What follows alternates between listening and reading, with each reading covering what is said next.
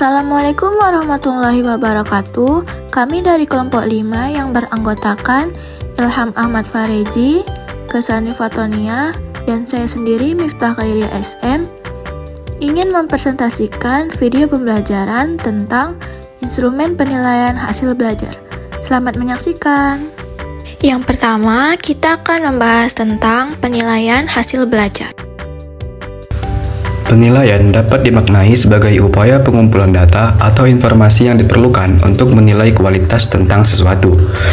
Nah, penilaian terhadap hasil belajar dapat diartikan sebagai pengumpulan data atau informasi yang bertujuan untuk menentukan keberhasilan siswa dalam mencapai tujuan pembelajaran. Dalam penilaian hasil belajar, terbagi menjadi dua klasifikasi, yaitu yang pertama evaluasi beracuan patokan dan yang kedua evaluasi beracuan norma.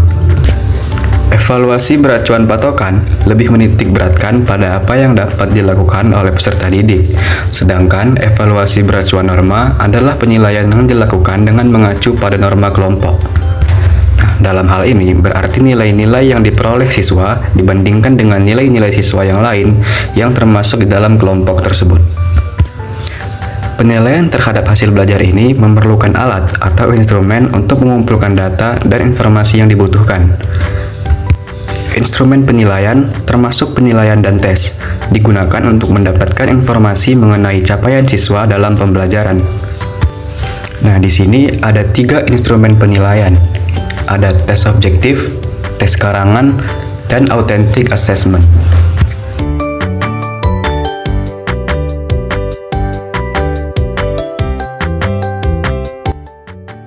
Yang pertama ialah tes objektif.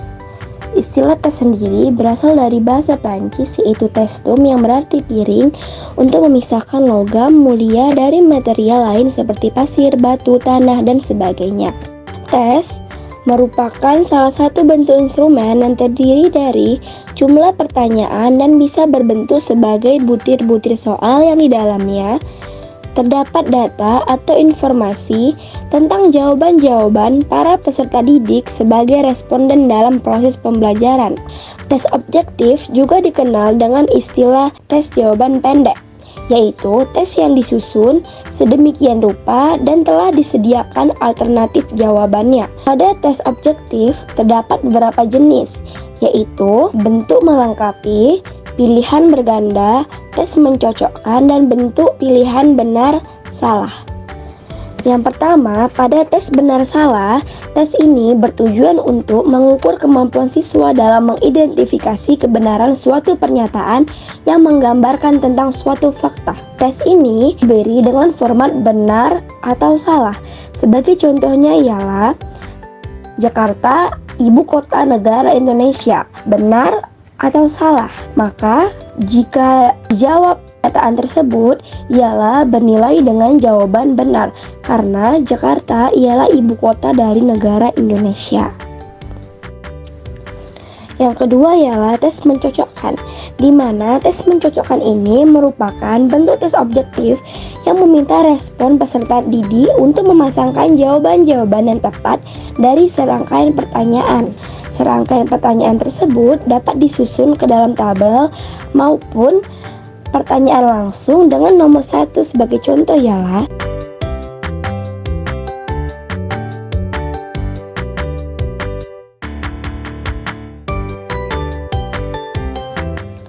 yang ketiga ialah tes pilihan berganda.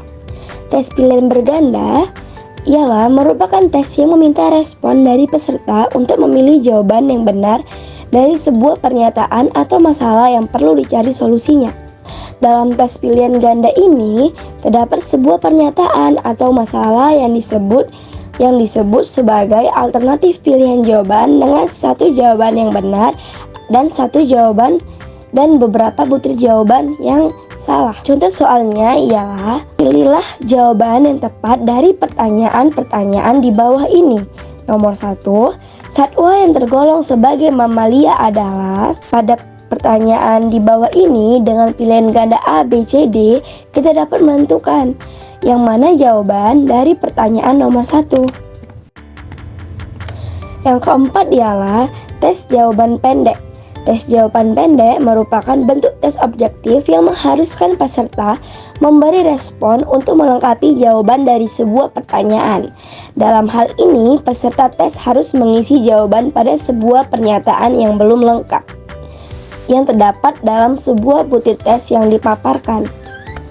Berikut contoh tes jawaban pendek ialah lengkapilah pernyataan di bawah ini dengan jawaban yang benar.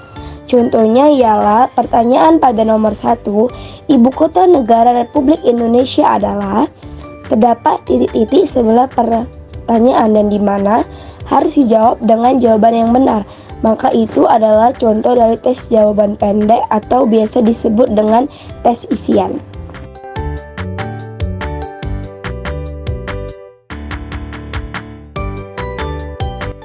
Pada materi selanjutnya ialah berupa tes karangan. Tes karangan atau essay test dapat dibagi menjadi dua jenis, yaitu tes jawaban panjang dan tes jawaban pendek. Pembagian jenis tes karangan didasarkan pada intensitas dan keluasan dari jawaban yang diberikan oleh peserta tes.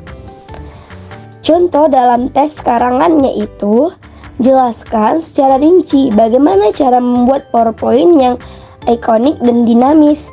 Nah, pada pertanyaan tes karangan yang merupakan essay test harus diberikan berupa tanda seru jika pertanyaannya diawali dengan jelaskan maupun tulisan.